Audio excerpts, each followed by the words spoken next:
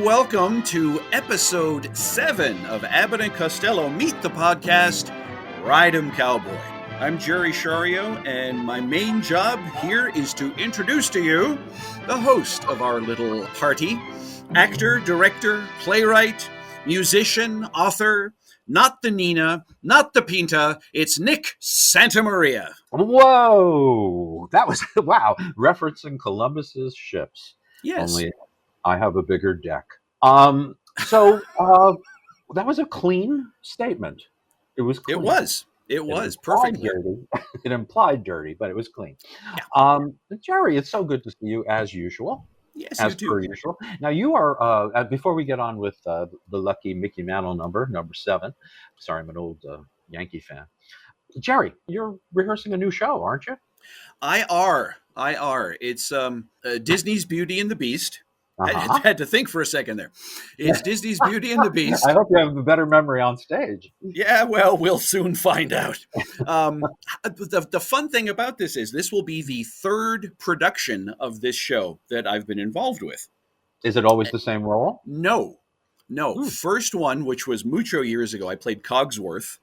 Okay. And then last time was Maurice, Belle's father, and that's the role I'm playing again this time around. And there's just, you'll probably appreciate and identify with the fact there's just something so interesting and exciting and entertaining to revisit a show, even if it's in a different role.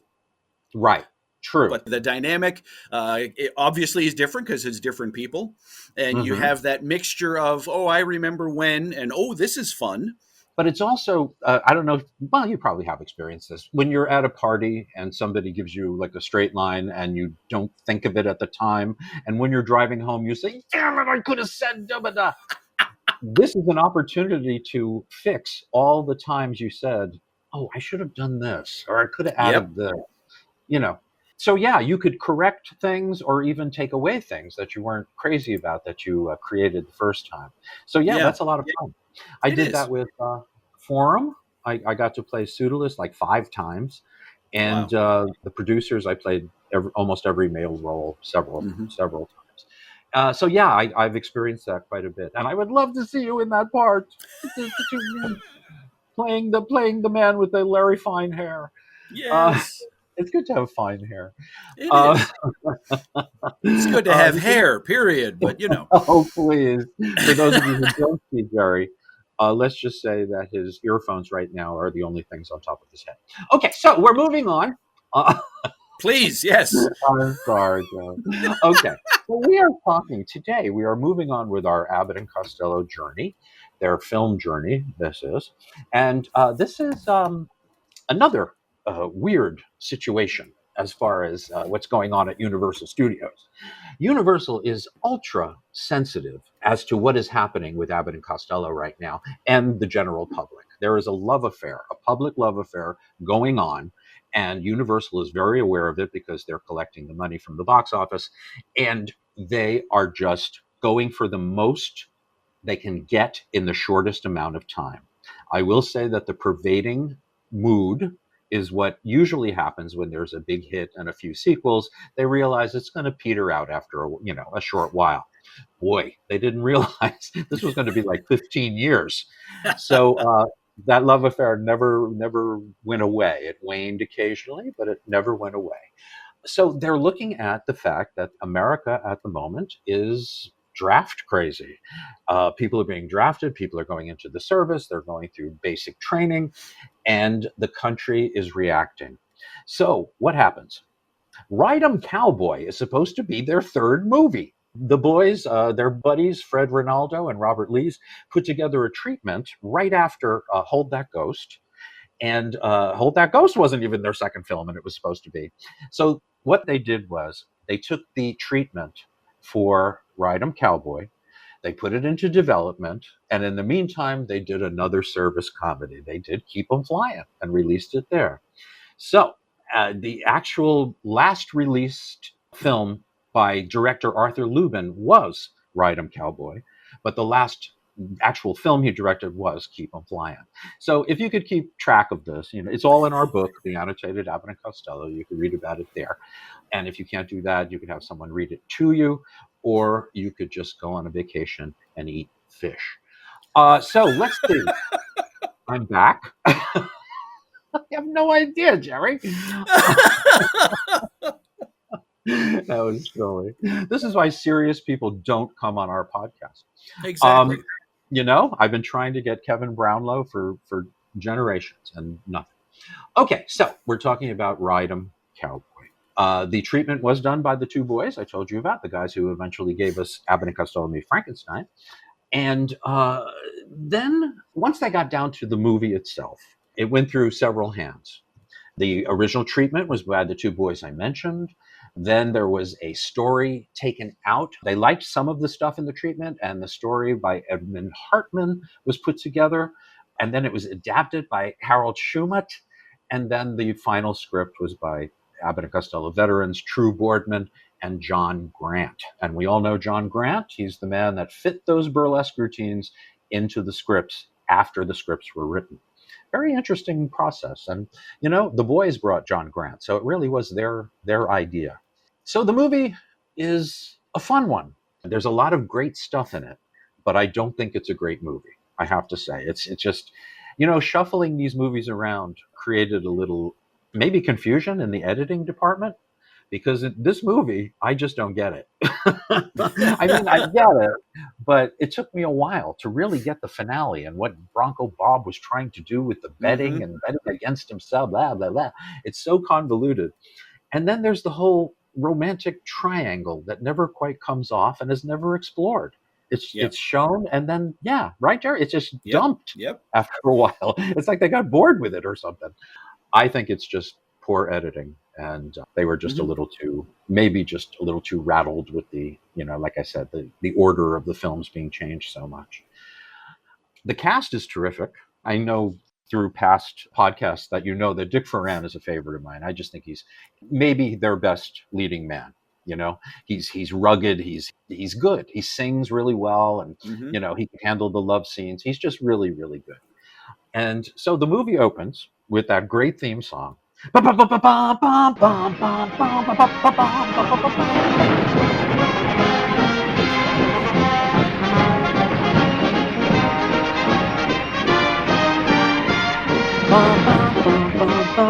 We stand together side by side. All right, somebody shoot me before I go further. And so this wonderful opening title sequence comes on, gets us in the mood, and we find ourselves in New York City at Madison Square Garden. Now, this is a black tie event. It's a benefit, and appearing is Bronco Bob Mitchell. Now, Bronco Bob Mitchell, played by Dick Foran, is a novelist. He writes Western stories. He's sort of the, what's his name? The Zane Grey? Yes. So Zane Grey, he writes, but he doesn't know how to do the things he says he does. So he writes under the guise of Bronco Bob Mitchell. He's the hero of these Western stories, but he's never been out of New Jersey. So he's there, and there's a very vengeful, very rotten columnist played by the great Charles Lane. Oh, yes. He's wearing his cranky pants here. He seldom took them off, in fact. Yeah. And I knew his wife, but no, I never went down that lane. But we're talking about him being very. You got to keep up with the jokes. But so Charles wants to prove that Bronco Bob Mitchell is full of excrement, and he writes in his column that he's never been near a horse, he's never been on a horse. So Bronco Bob proves him wrong by getting on a beautiful white horse and singing one of my favorite cowboy songs of all time, "Give Me My Saddle." Now, when I was a kid, I will admit, this was a song you went and made a sandwich, and you came down and you waited for Abbott and Costello. As I got older, I realized just how beautiful this song is. And not just the way he sings it, which is really, really nice. And the horse is so well behaved. Have you noticed that, Jerry? It just stood there the whole time. It's like they gave it drugs, Yes, yeah. It made me look twice. It really did. Yeah. Yeah, me too. That was a very, very stoic horse. Mm-hmm. Maybe he liked Dick Foran's voice. Who knows? But anyway, he also whistles. He has a whistling chorus that he does as the horse is taking him around the ring.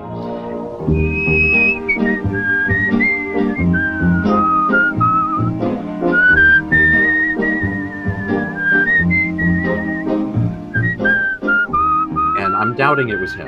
I'm doubting he whistled. I'm thinking Elmo Tanner, who was the great whistler in that song Heartaches by Ted Weems. Oh, yeah. I can't do it. But Heartaches, Heartaches. He was a very famous whistler. He had a mother, too, from what I understand. So anyway, he sings the song. All the women are oohing and eyeing, but especially lovely Anne Gwynn. Are you in love with Anne Gwynn? I am. Oh, yes, definitely. My gosh. Whoa.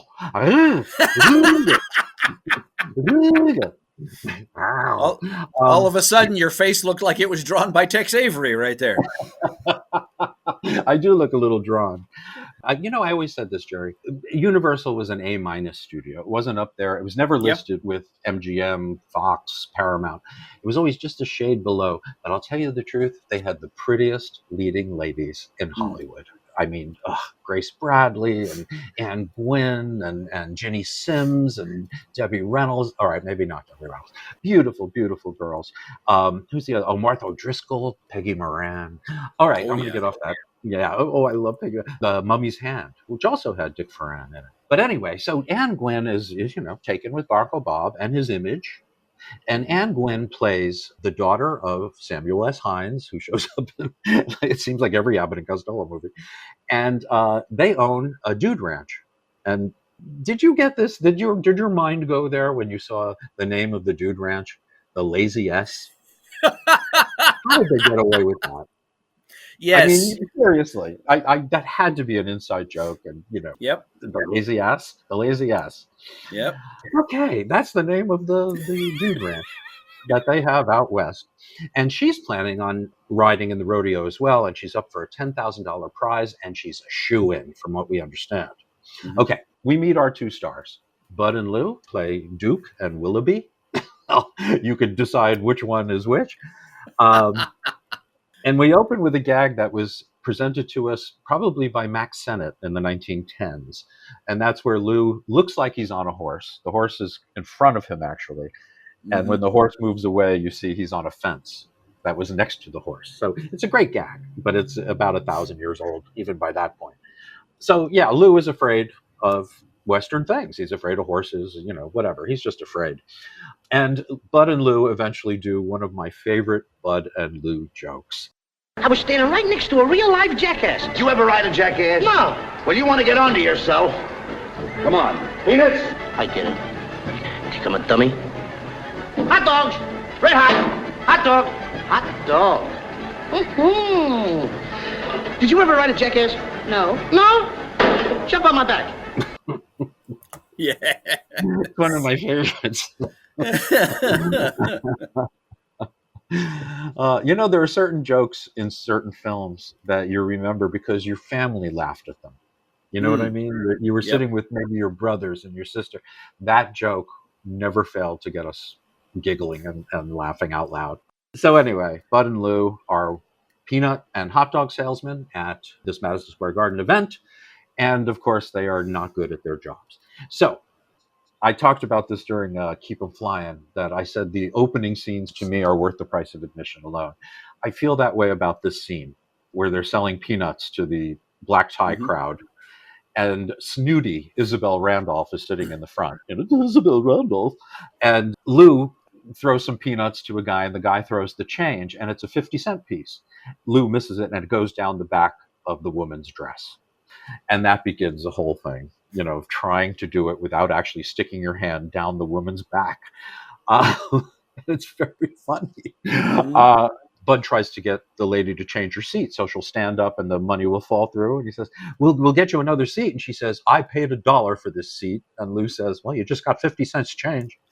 And eventually it falls into her shoe, which leads them to they want to give her a hot foot, so she'll take off the shoe.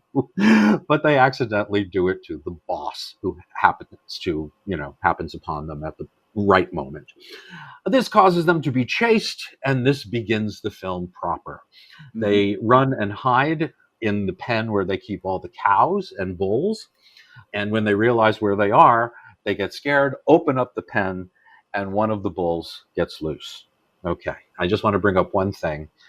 During this moment, Lou makes my favorite Lou Costello noise. It was the same recording they used. taken from Hold That Ghost when he's left alone in the room. That keeps changing. He goes like that. Yeah. They use the same sound when he runs out of the fence, and it's just great.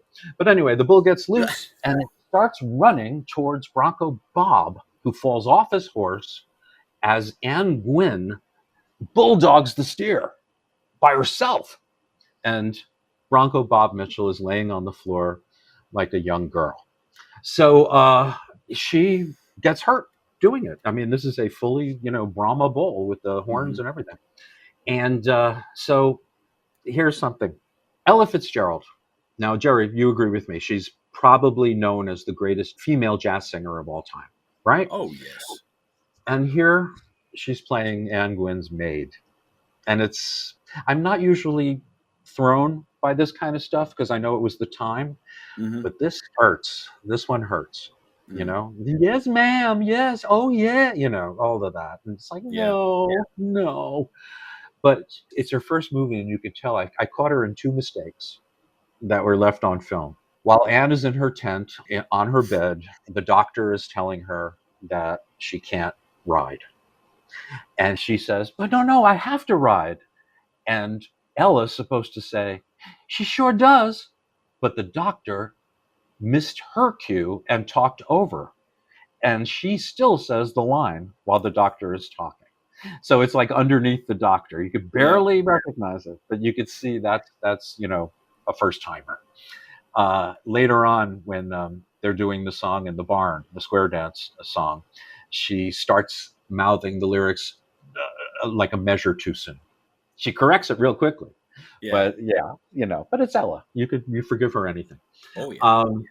That out of the way, we find out that she can't ride. She loses the $10,000 check that was going to come with it. Bud and Lou apologize because they're really to blame. And they come off like real comedy relief in that scene. I hate to say it, but they still look like comedy relief a little bit. So then Bronco Bob comes in and he feels terrible, of course. And he offers her $10,000 because he's a rich man. He's a very successful, liar. So she, of course, says, no, I don't want it. Get the hell out of here. Blah, blah, blah. What kind of man are you? You're supposed to be Bronco Bob. Anyway, so he feels terrible. He walks out and he drops the check on the floor. Lou walks by and happens to pick it up. And he looks down and he goes, oh, look at this, a check for $10,000. Just my luck, it's not made out to me. And he tears it up. And Bud says, who was it made out to? And he says, some guy named Cash.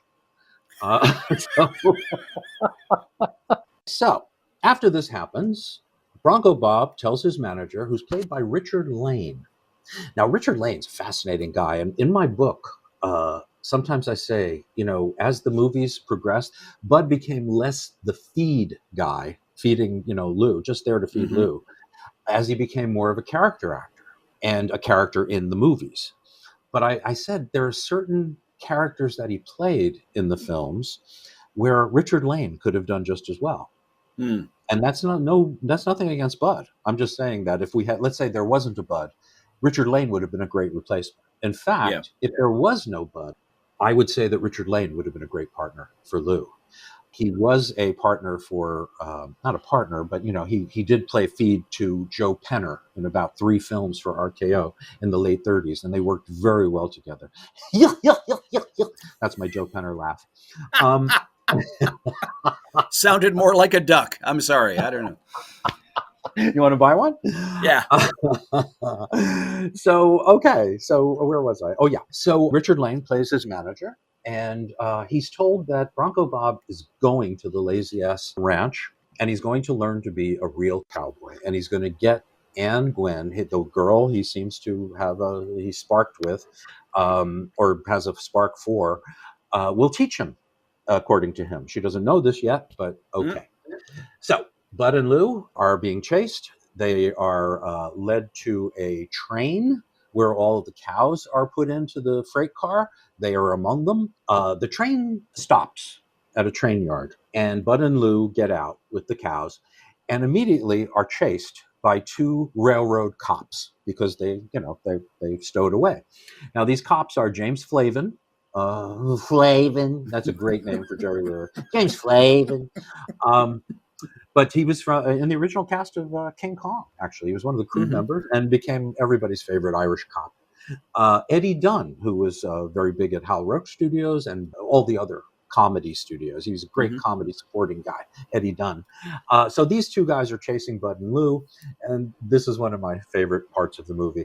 They stop to look around. Lou sees a cord and thinks it's a horn, and he pulls it, and all the water comes out of the water tank on the two detectives, right? Like a shower almost, but really big. And they stand there going, "Hey, what? What?" And I'm just thinking, in true old-time comedy, trope is that they Yeah. have to stand there instead Yeah. of immediately get out of the way. Yes. So yeah. That's the old Laurel and Hardy thing, I'm going to do an indignity to you, and you have to stand there and take it, and then I will reciprocate. My favorite part of Laurel and Hardy is their battles with Charlie Hall, the little pit bull.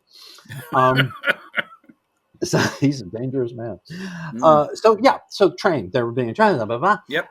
Bud and Lou get into a poker game with a bunch of tough cowboys, and Lou alerts us that this is supposed to be another version of the dice game from Buck Privates. He even says, "Is this anything like dice?" And sort of with a wink to the audience. He never played it before, just like dice. He sits down, he gets everything wrong. There are some laughs, definitely. Where's your auntie? Oh, she's home with my uncle. Put money in the pot, he puts it in the coffee pot, blah, blah, blah. So it's not as good as the dice game. Lou, of course, wins everything. And they get off the train, finally. Lou has all of the cowboys' clothing, because that's how well he won. And when they get off the train, not only do we meet Johnny Mac Brown. For those of you, the uninitiated, Johnny Mac Brown was quite the B-movie cowboy hero, especially at Universal. And he happened to be Lou Costello's favorite movie star. I had lunch with Patty Costello, Lou's oldest daughter, a while ago. And while we were sitting there, she told me that Lou loved B-Westerns and would run them in his screening room all the time. And his favorite was Johnny Mac Brown. Now, Johnny Mac Brown started out as a college football hero, was signed by MGM. They had high hopes for him as a Clark Gable-like leading man. Unfortunately, he had really good looks, but he couldn't act his way out of a paper bag. He sounded like this, like he had an accent like that, It didn't really work that well. He was a better cowboy, let's put it that way. So Lou got to make a movie with this cowboy hero, and it basically is a B-Western starring two A comedians. Yeah. Interesting. So, we meet Alabama. That's his name, Johnny Mac Brown. He embraces Ann Gwynn, and he's obviously her boyfriend. They walk off arm in arm after Bronco Bob makes his presence known. And Ann Gwynn's father, Samuel S. Hines, is really happy that Bronco Bob is there. It's going to mean a lot for the Dude Ranch. And he's going to ride for the big charity event in the rodeo. And that's, if he learns his lessons from Ann Gwynn. That's the trope here. Now, I just want to throw a couple of things up. This is not exactly an original idea. Let's put it that way. No. MGM in 1930 made a film called Way Out West. Now, not the Laurel and Hardy version from 1937. This is 1930, and it starred William Haynes, a big leading man in the silent days. Was kind of pushed out of movies because he was gay. He was openly gay, and Hollywood didn't like that at the time. This was about a guy who was supposedly a cowboy and didn't know anything about being a cowboy, and he has a young lady teach him. There's also a movie called Cowboy from Brooklyn in 1938, starring Dick Powell and Dick Ferran. And that's about a guy who has a reputation as a cowboy and doesn't know how to do anything. And Priscilla Lane is the pretty girl that teaches him. So this is pretty much a cockamamie, B-movie idea. But thankfully, we have Bud and Lou there. So if you listen to old comedies on the radio like I do, you hear a lot of things about Indian blankets being sold in the West when you get off the train. There were always Native Americans sitting there with their homemade blankets. Actually, they probably got them from someplace in New Jersey, and they would sell them to the suckers that got off the train. So this is what happens with Bud and Lou. They come across an Indian tribe that is selling souvenirs, and the head of the tribe and the head salesman is none other than one of my favorite villains of all time, Douglas Dumbrille, who Bud and Lou will encounter in the future. in a couple more movies. But here he is playing Jake Rainwater, the chief of this tribe, and he sells them a bottle of water. It's called spring water, mountain spring water, and it comes with a little bow and arrow for Lou. Hey, Duke, look, a real genuine Indian bow and arrow. What do you mean, genuine? Made in Cleveland. Well, didn't you ever hear of Cleveland Indians? Oh, now stop. One of the oldest jokes in baseball. But anyway, the rainwater is a scam. It squirts in his face. So he gets mad and shoots the arrow, misses Jake Rainwater, and shoots it into the heart that is printed onto the teepee of the chief's daughter. Now, one of my favorite moments in the movie comes at this point where the chief says to Lou, You shot an arrow through the heart of her teepee. Therefore, you must marry her. So there's that moment. So he has to marry the daughter according to this tribe's law. So he goes over and he yells out for Moonbeam. That's her name, Moonbeam. And this beautiful woman walks out, this beautiful Native American woman who is probably from New Jersey, a universal starlet. She informs him that she's Sunbeam and her sister is Moonbeam. And you can only imagine what Moonbeam looks like. Moonbeam happens to be Jody Gilbert, who we love. She was the waitress for W.C. Fields in Never Give a Sucker an Even Break. And she just went on to make great appearances in movies for the rest of her life into the 1970s, maybe 80s. But she turns out to be Moonbeam. Lou gets one look at her and runs away because, let's face it, she's too fat. And Lou Costello is not fat at all. Anyway, that was for Jody. So anyway, they have to make a quick escape. And everybody who's going to the Lazy S Ranch, I'm sorry, I knew that was going to happen, gets onto a chartered bus.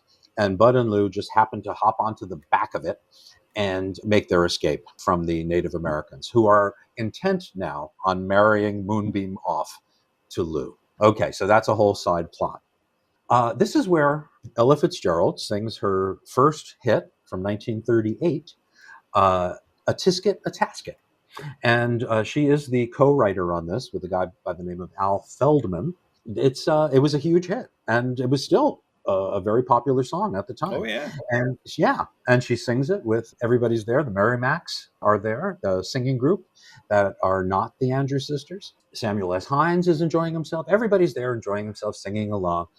And this is a special moment for most Abbott and Costello fans because they pop up in the back at two moments where it's very funny. So do we, so do we, so do we, so do we, so do we. And they pop back down again. And then Lou comes up when they're talking about the color of the basket. Was it red? No, no, no, no. Was it green? No, no, no, no. Was it cerise? No, no, just a little yellow basket. So anyway, that was a big hit, very big hit. And they pull into the ranch. Bud and Lou get off knowing that they've got to get jobs. They encounter Johnny Mac Brown, who is nice enough to give them jobs as ranch hands. And before they start anything, Lou notices how luxurious this place is. It's a dude ranch. And it was very luxurious. And he says, and look at the big bathtub. And of course, it's the swimming pool. And Bud coerces him into giving a display of diving. Now, why he came up with this, I have no idea. And I mean, Lou does a wonderful physical display on the high board. And he ends it by jumping off the high board, landing on the lower board and breaking it as he goes down into the water. It's a wonderful moment. And it opened the 8mm version that I grew up with. And you didn't need sound. No. Chaplin was right. He was the best. What kills me about the scene, though, is that Lou falls into the water and he's drowning. He doesn't know how to swim. Bud says to everybody around him, save him. He doesn't know how to swim. Why did he want Lou to do a diving performance if he knew he couldn't swim? This is this is the burlesque relationship. This is why people get confused. I thought they were friends. It's because diving and swimming are two different things, so it doesn't matter. They definitely are spelled differently. I'll give you that. I've been in a few dives. I've never been in a few swims, so it's different. So there's that whole diving scene, which is a lot of fun. Good physical comedy. I really like Bronco Bob. I think he's a really decent character. Mm-hmm. Everything he does is for good. Did you notice Yeah. that? Yes. Yes. He represents like big corporate America because he's part of he's an industry basically. The character is very down to earth and very helpful. I like him. Okay, so they're at the Dude Ranch. They have a job. Their first task is to rope Wildcat. Now, what does that mean?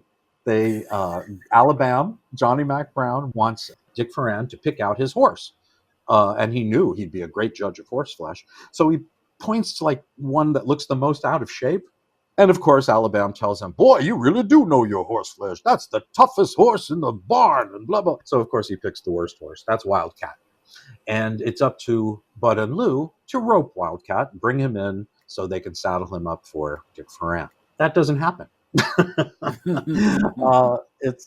Bud, of course, gives the job to Lou because he doesn't want everyone to think that he's afraid. That's one of Bud's big things. You want them to think I'm a coward? You want them to think I'm afraid? Oh, no, I don't want that. So Lou does some great physical stuff with the rope. He gets it yes, around his face and all that stuff. Did you notice everybody watching him on the fence? Yes. They're having a great old time. They were loving it, and I can't blame them either. When he trips over the little horse, it's very funny. It really is funny. So eventually he ends up on the horse, and it becomes the torpedo scene from Keep 'em Flying. Yep.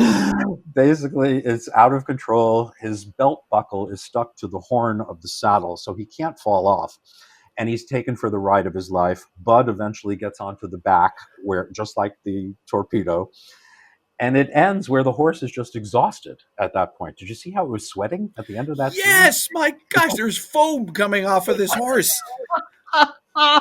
It was amazing. I never saw a horse sweat so much in my life. So they get off, and Bud immediately faints. Lou says, oh, he can't take it. And then, of course, he faints too. So that was their big slapstick scene. Before they get to a song that I love, it is so dreamy. I don't know about you, Jerry, but I'm a big old song fan. I used to have to listen to songs privately when I was a kid. And I find this song to be one of the prettiest songs in fact, there are two songs in this movie.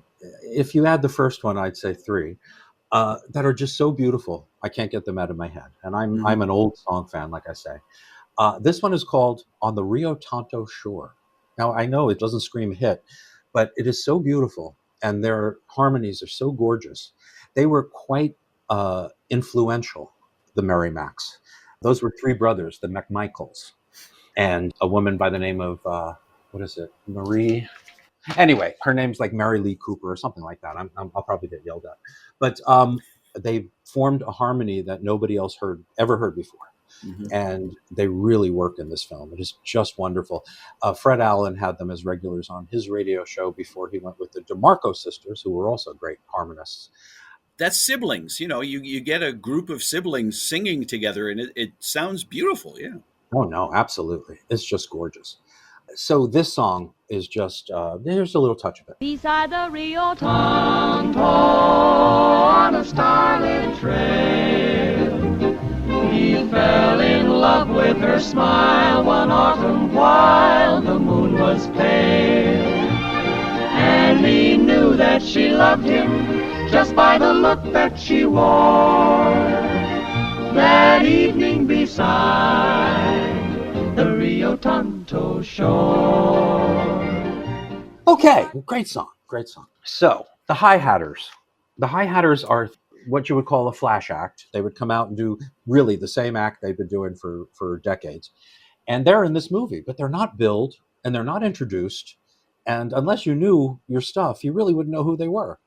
But they get a very short amount of time to do their stuff before they do a big production number, big square dance number. But anyway, there's an interesting thing about this movie. There's a scene where Bud and Lou are sitting on a fence or a wall, okay? A short wall, like Humpty Dumpty. And they're watching everybody dance in the barn, whatever. And Lou is feeding a baby pig, his little pig. And he's feeding it with a bottle. And before you know it, both Bud and Lou are pulled off the wall from behind, and they are abducted by the Indians, the Native Americans. So they're warned, and then they cut to the song, and then they cut back to Bud and Lou, who are back on the wall, but they're wet, they're sweaty from running. They're out of breath and sweating. And you're wondering, they just fell backwards and were given a warning. What happened was there was a cut scene. They cut the scene at Universal. The movie was running too long. The Indians abducted them, brought them back to their village, put Lou at a stake to burn him. Bud thinks fast, grabs the baby pig and brings it to Moonbeam and says, "I'll give you this if you let Willoughby go." So what she does, she wants to think about it. She puts the pig in a basket, right? So while they're doing something else, an Indian maiden comes by with her papoose, takes the pig out of the basket and puts the baby in the basket. So when Moonbeam is taking Jake Rainwater, Douglas Dumbrill, to show the pig, it becomes this big thing that was actually this was cut by the censor. Actually, this was not for time. This was the censor. They're saying, "Oh, look in here. This is what Willoughby gave me." And there's a baby in there, and it becomes 10 times worse, and they escape and they run away, and that's why they're sweating. So yeah, that whole thing was lost. Yeah, and it's funny stuff. That's really good stuff. Yeah, I was not aware of that at all, and quite honestly, I was not surprised that a decision would have been made. This film is running long. This film, Abbott and Costello film, is running long. So let's cut the comedy. I would not be surprised at that attitude. The wisdom of Hollywood during yes. this. Yes. You know what? Let's put in an opera number, and we'll cut Harpo's scene over here. But anyway, this also leads to one of my favorite scenes, and that's milking the cow. Yes. And that's also in the 8mm version. They do the herd of cows routine, of course. Hey. What? Do I have to milk that bunch of cows? No, not bunch. Herd. Herd what? Herd of cows. Sure, herd of cows. What do you think I am, a dummy? No, a cow herd. What do I care for cow herd? I didn't say anything to be ashamed of. Oh, please, do you know what a cow gives? A cow gives milk. No, she don't. You got to take it away from her. Oh, come on, let's get over to the barn. And then the whole milking the cow sequence, where Lou doesn't know how to do it. At one point, he goes underneath the front of the cow, and he can't reach the udders. And he says, "Would you bring the stuff over here?" The stuff? Yeah. They don't read the script. I just love what they come up with, on their own. Yeah. So anyway, they do the very, very old gag where the cow keeps hitting Lou in the face with the tail while he's trying to milk it. So in order to weigh the tail down so it won't hit him, he ties a wrench or a sledgehammer or whatever it is to the back of the tail. And of course, it hits him again and knocks him out. And Bud comes by and says, "Fine time to take a nap." So in his true understanding, Bud Abbott. Yes. Way. Yes. And that leads... Oh, excuse me. There's someone at my door. Just a second. Oh, hello. Yeah, is that for me? Oh, thank you. Thank you very much. Ooh, look at this from Kevin Brownlow in the UK. Oh my goodness. No, I'm sorry, but I'm going to have to load this in. This is. I thought it was over. I didn't think there was another one. Okay, hold on. I was hoping it was over, but that's okay. This might be very exciting, Jerry. It's going to be. Hold on. There you go. Let's start this right now. Hold on. I'm going to hit it. Welcome to the Bud Abbott Variety Show. And here's everybody's favorite straight man, Bud Abbott. Yay! Thank you, ladies and gentlemen. Strange as it may seem, they give baseball players very funny names nowadays, but we'll get into that a little later. Right now, I'd like to introduce my special guests, and this is big, folks. Here they are, the Mormon Tabernacle Choir. Yay! And look at this young lady leading the group. Hello there. What's your name? Ethel. Oh, Ethel Mormon. That's nice. Good. I want to meet some of these young boys here. Look at this. There must be 300 of them here. Hello there, young man. hello, Mr. Abbott. I just want... Quiet! Who said you could talk? Stop being silly. I'm going to move over here. You, hello there. What's your name? My name is... Quiet! What are you doing? You're not supposed to talk. I have to pay you extra. All right, I'm moving over here. And what about you? You... Boy, it ends there. That's weird. But I had read about that.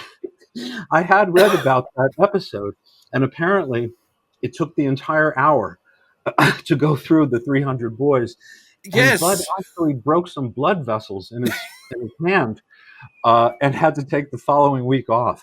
So anyways, I want to thank Kevin Brownlow for getting that here on time for our audience. Well, I'm glad you want to thank him, because I sure don't. Oh man, you thank him. He's... Okay, well that was fun. All right, so moving on to what movie are we doing? Oh yeah, now this is the hit song. Just Gonna Task was a hit song in 1938, 39. Yep. This song was written for Keep 'Em Flying, actually, for Carol Bruce to do, but they decided not to do that, and they gave it to Dick Foran. And it's a song that became a standard. In fact, it's probably, other than the Buck Private songs, Boogie Woogie Bugle Boy and Apple Blossom Time, this may be the biggest hit from an Abbott and Costello film. It's called I'll Remember April. And it's just gorgeous. It's done at a midnight ride, in the moonlight, and everybody's singing. And Dick Foran really has a beautiful voice for the song. Alone where we have walked together, I remember April and be glad. It was recorded about 1,000 times by cover artists. My favorite being Martha Raye, believe it or not, does a jazzed up version of it. I believe it's on YouTube. She was on the Steve Allen Show doing it. Wow. Excellent. Yeah, really beautiful, Jerry. She is just, Martha Raye. So that is one of the key moments, I think, in early Abbott and Costello movies, is I'll Remember April. It's just a gorgeous song. Okay, we're coming to my least favorite scene in the film. Actually, there's two of them. One leads into the other. You know what? They keep putting in things to scare Lou, because Lou was so funny in Hold That Ghost, getting scared. So they put the gorilla in Keep 'Em Flying. Yeah. Here, it's a dummy of Jake Rainwater, the chief of the tribe. And the Merrimacs come in, we're going to scare him. And they put the dummy there. And of course, Lou does his business with that. And then the real Jake Rainwater comes in, takes the place of the dummy. And it basically becomes the handcuff bit, meaning the foil accidentally gets his hands in handcuffs, and Lou torments him until he sees that the handcuffs are off. And then it becomes scared again. So this is kind of what that is. Only, the Indian. I keep saying the Indian. I'm sorry. You know what? Screw it. The Indian kept throwing the knife into the wall, trying to kill him. It's just not. It's kind of lame. And then the ultimate lameness, and maybe the key reason I don't think this film is up to the previous ones, and that's the crazy house scene. They destroyed it. They destroyed one of the greatest hits burlesque ever produced by making it a dream sequence.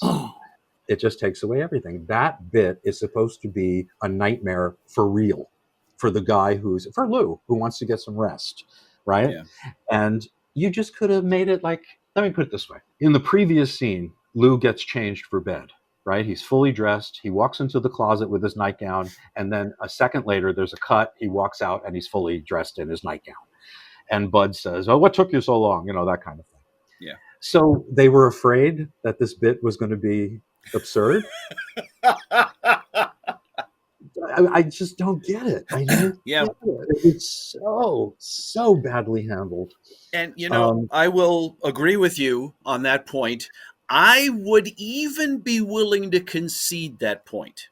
Okay, you want to make it a dream? Fine, make it a dream. At the beginning, we're dreaming. But then they keep cutting, they fade back and forth, and it loses the momentum. There's no build to it. There's nothing to it. It's horrible. And it's a great bit. Well, when you're doing it correctly, yeah. Yes. But boy, this was not correct. These guys did not know what they were doing. And every time they cut back to Lou, rolling around in bed having the nightmare, they're just reminding us of how lame it is each time, it goes back. And then, of course, it's a shortened version because, there were some things that are kind of adult in that bit. Yeah. But no, they totally destroyed it, and it doesn't work at all. And it's a shame because it really could have used it at that point. Yeah. And then we get to the big square dance number in the barn, and that's another good song. I missed another favorite song. There are a lot of songs in this movie, folks, which is a bad point to a lot of people, but to me, the songs are almost the best part of the movie. I forgot the Merrimacs do when they get off the train. They sing, hurry up, wake up, Jacob. You can't go sleeping in the sun all day. You gotta keep jumping to amount to something. You gotta get out and get some hay. So break it up and wake up, Jacob. You won't be president in that way. It's also so American, the American work ethic. Wake up and go to work. It's so American. Yeah. In Europe, they think we're slaves, They get, 6 weeks off a year, paid. Yeah. They take care of their people. Here it's like, work. So they do this wonderful square dance. Do you know about the rockin' and reelin'? Anyway, I can go on, and I do. But then there's the condescension of, in the middle of that bit, everybody's having a great time. All the white people are dancing. But then they stop and say, okay, Ella, you're from Harlem. What do you guys do? And then all of a sudden, all the African Americans come out and start singing and dancing with Ella. And they're workers. They work there, of course. And even Ella is like giving everybody lemonade while she's singing. It's, it's the 40s. What are you going to do? But it's a great number, a lot of fun. And again, it comes at a time where it really needs the number. So this is what happens. Let's talk about the finale and the whole thing with the betting. If you can explain it, then yes, please do. I will explain it. I figured it out. Oh, okay, because when I was a kid, I had no idea what the hell they were talking about. Yep. Gangsters. They own a nightclub. They want to bet on the big charity rodeo that Bronco Bob is training for. So Bob overhears that they are betting against... Wait a minute. Oh, God, this is terrible. It's not easy. It's not. It's so confusing. Bronco Bob overhears the gamblers talking to, I think it was Alabama, asking him if he'll throw the rodeo. Everyone can stand to make a lot of money. All right, so Bronco Bob overhears this and realizes what kind of a character this is, and he outsmarts him by betting against himself to the gambler for $10,000, leading the gambler to think that Bronco Bob was going to throw the match and they would bet all their money against the Lazy S. And then Bob was going to double cross the gamblers and win for the Lazy S. Okay, so that's the whole thing. Yes. But the gamblers have to make sure that this is going to happen, so they kidnap Alabama. Dick Ferran, Bud, and Lou, they've got to go get Alabama back. So they hop in a Jeep, and they are off on Abbott and Costello's first amazing chase sequence. And boy, this one was so successful, apparently, that they did it in most of their movies. They would add a big chase or a big sequence like that. This one is killer. This one is just wonderful. It turns out that they meet the bad guys. There's a big fight. Bud and Lou immediately run away. We'll go get help. And the bad guys kidnap Dick Ferran as well. So Dick Ferran and Alabama, well, it kind of rhymes almost, are tied up in the villain's lair, surrounded by cowboy bad guys, and it becomes a B-Western. It becomes an honest-to-goodness B-Western at this point. The boys have to fight their way out. Alabama's wounded, blah, blah, blah. Anyway, the boys, in the meantime, run right into the Indians, who are absolutely angry and in full force. So they not only have to get help for Alabama, they have to get away from the Indians as well. So they're driving their Jeep. It's crazy. They're driving through all these great rock formations. At one point, a pigeon lands on the front of the car, and Lou says, "Quick, go get help." The pigeon flies out, and then he says, "No, not that way, the other way." The pigeon comes back and goes the other way. Of course, they are two completely different pigeons. But that's okay, it works. And then a newspaper flies into his face, and he looks down and says, "Oh, look, DiMaggio got another hit." That was during DiMaggio's 1941 unbeaten string of hits in a row. Mm-hmm. It's so much fun. A terrible fake bear ends up in the car at one point. Iron Eyes Cody, the performer, ends up in there. Iron Eyes, who was a Hollywood Indian for about 50 years until he passed away. And then everyone found out he was from Sicily. He was a Sicilian. And nobody knew until after he died. I sat next to him at Jimmy Durante's funeral, and he was a very nice man. Very, very nice man. On the other side was Fritz Feld. So I was in between two of the great character actors of old movies. Yeah, Fritz became a buddy. Nice. So anyway, where am I going? Oh, yeah, so this chase is just fantastic. They pick them up. They pick up the heroes. They wind up at the rodeo at just the right time. Bronco Bob jumps on his horse, wins the rodeo. For some reason, he is the greatest rodeo rider and bulldogger in the world, and they win. And there's a big parade at the end, but unfortunately, Lou has to marry Moonbeam. So in the big final parade, they're singing a reprise of "Ride 'em, Cowboy, ride. We're done together side by side. I've got cheese up in my nose and I..." Anyway, so they're riding along. And we see next to Moonbeam, she's on the horse next to him. But we slowly realize that Moonbeam isn't Moonbeam. It's Bud dressed as Moonbeam, which is almost scarier than Moonbeam. So we have the ending. The big ending comes. Everybody's happy. They win the rodeo. The gamblers lose everything. And Bronco Bob gets Ann Gwynn. We don't know what happens to Johnny Mac Brown because it was underwritten. And Bud and Lou are married to each other. And that starts a whole other story that I won't get into. There's a more adult thing I could talk to. I could go into. All right. So that's it. I gotta say, backing up slightly into that chase scene, two of my all-time favorite Abbott and Costello moments, period, from their entire careers, happen in that chase scene. The pigeon incident that you so beautifully described. I just remember falling off my chair because he calls him back. No, wait, come, and it comes back. He says, "Go that way," and then it goes. It's like it's a pigeon. And then later in the chase, they end up driving into a river. Oh, that's right. Lou gets out of the car. He's underwater. They're both under. Yeah. You can see Bud holding his nose and waving him back into the car. Lou gets out of the car, picks up a tin cup from the bottom of the river, waves it in front of his face, and then drinks the water out of the cup. Another favorite childhood moment. Another one where my brothers and I would just fall on the floor. And then Universal was famous for their horrible dubbing. And as Bud and Lou are driving out of the river, they're still underwater. You could hear Lou say, "Oh, fluid drive." They had to get that cheap joke in. Yeah. Against all odds, So anyway, we finished with Arthur Lubin's canon with the comics. And he said towards the end, he was happy to, front those films. He really loved Abbott and Costello. He loved working with them. But he was ready to quit because at that point, they were into what is this, their sixth movie or something in a year? Yeah. This was released in 42, actually, February of 42. And they became a little jaded. They became less easier to direct. They were huge stars, and they knew it. There were the poker games, the famous poker games that had to, they had to finish the hand before they shot the next scene.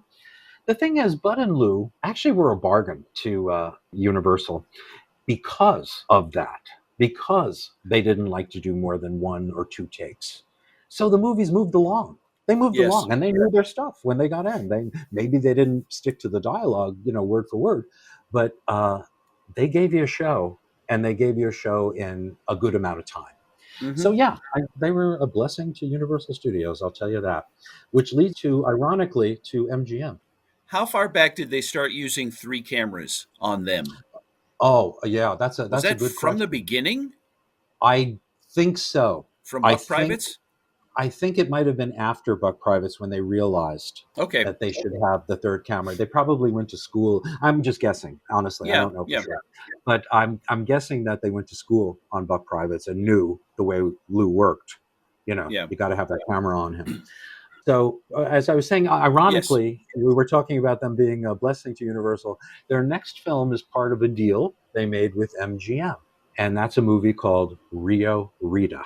There's a whole story behind this. It's a remake of a film from 1929 from RKO, and it starred another pair of comedians we're going to talk about in our next episode. And the big announcement, Jerry, is that we decided to record 2 episodes a month rather than 1. And that was Yes. because of popular request, Mm-hmm. which is very nice.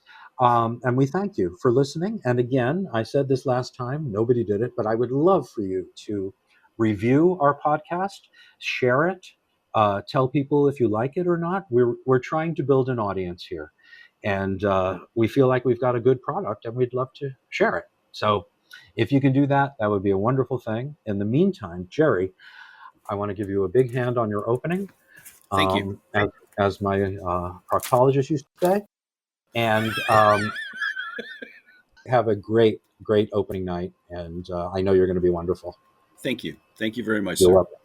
Okay, we would like to say thank you to everybody for listening. And please, if you like us, please, give us a hand. And if you want to see more about what I do, go to www.nicksantamaria.com. And my book can be ordered there. It can be ordered on Amazon or anywhere that sells books. And Jerry, as always, an absolute pleasure. Thank you. And back at you, my friend. Thank you very much. Take care, everyone.